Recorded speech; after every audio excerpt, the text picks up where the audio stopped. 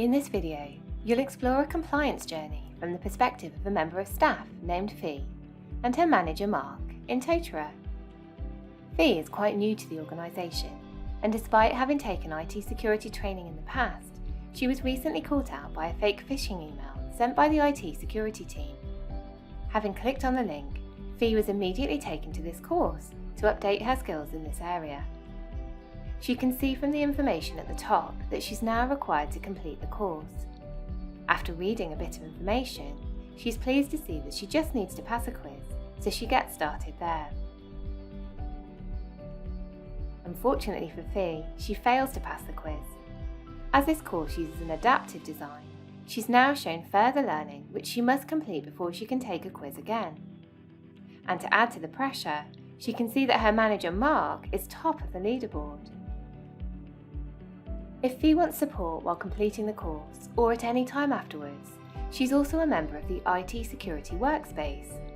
The IT security team posted in the workspace after the phishing email was sent out. And Fee did own up to being one of the people who clicked on the link. She can also use this workspace to access additional resources at any time.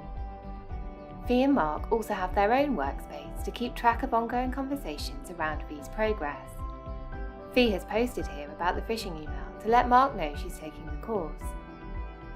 Mark has also used the workspace to remind Fee that she's overdue on her health and safety certification.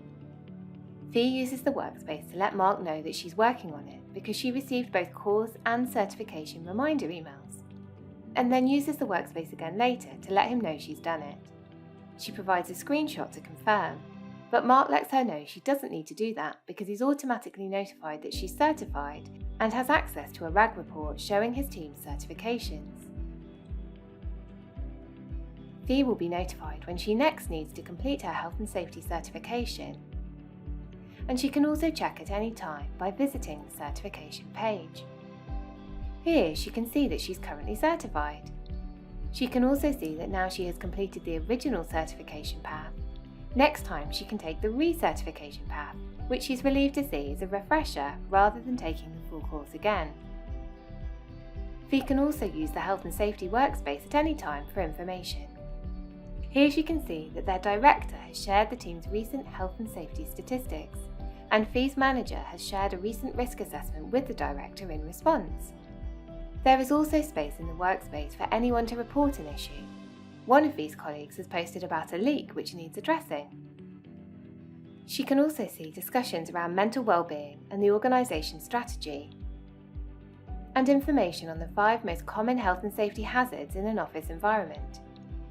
And because Fee is receiving notifications from this workspace, whenever someone starts a new discussion, she'll be amongst the first to hear about it.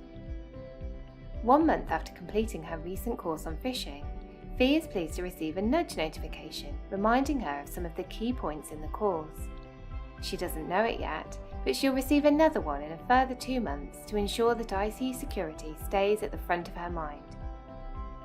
We know that Fee's manager Mark has also completed the phishing course, so let's have a look at how that appears to him.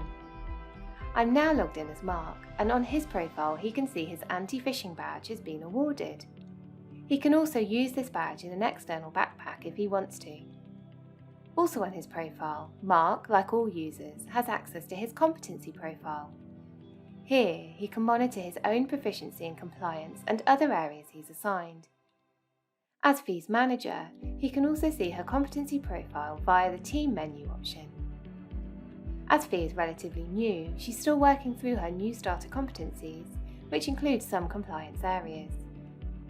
As a manager, Mark also has access to the relevant reports for his team, such as the Learner Certification Completion Status Overview report. Here he can see at a glance the status of his team's certifications, and of course this same report is available at an organisation level to senior managers too. If Mark wants to discuss compliance with any of his team, he can do so informally in their shared workspaces as he has done with Fee, or for more formal conversations, these can be tracked via performance activities such as check-ins too. So those are just some of the ways that Totara can support your compliance programme, from individuals to top-level reporting. How might you manage compliance better with Totara?